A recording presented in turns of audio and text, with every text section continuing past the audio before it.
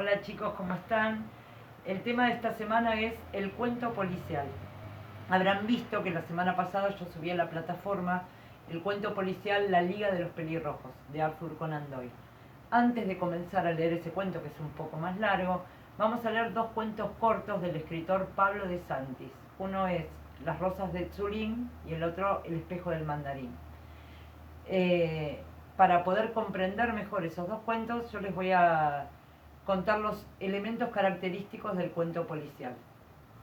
El cuento policial tiene 4 elementos principales.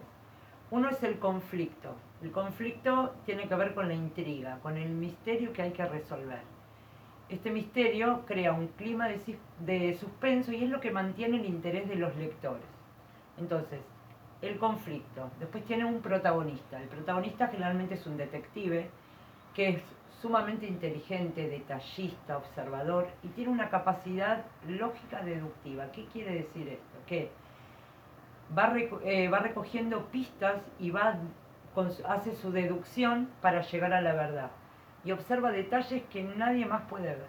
Entonces tenemos el conflicto, que es la intriga, el misterio, lo que hay que resolver. El protagonista, que es un detective, y después hay otros personajes característicos, que son un ayudante, que es inteligente pero un poco menos que el detective y generalmente es el que narra la historia. Después tenemos testigos, tenemos sospechosos, tenemos víctimas, culpables y otros investigadores oficiales, que generalmente es la policía y se equivoca ¿para qué? Para resaltar la inteligencia del detective.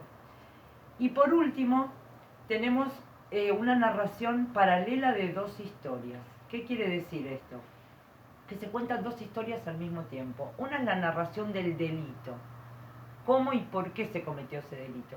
Y la otra es la narración de todo lo que va haciendo el detective para llegar a la verdad.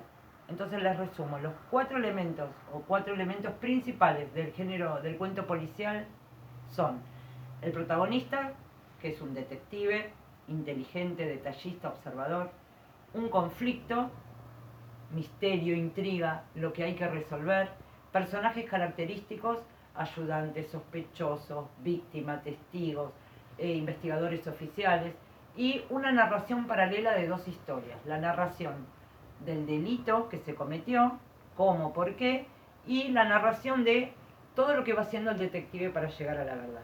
Bueno, espero que les sea de utilidad, los quiero mucho y como siempre los extraño. Besos.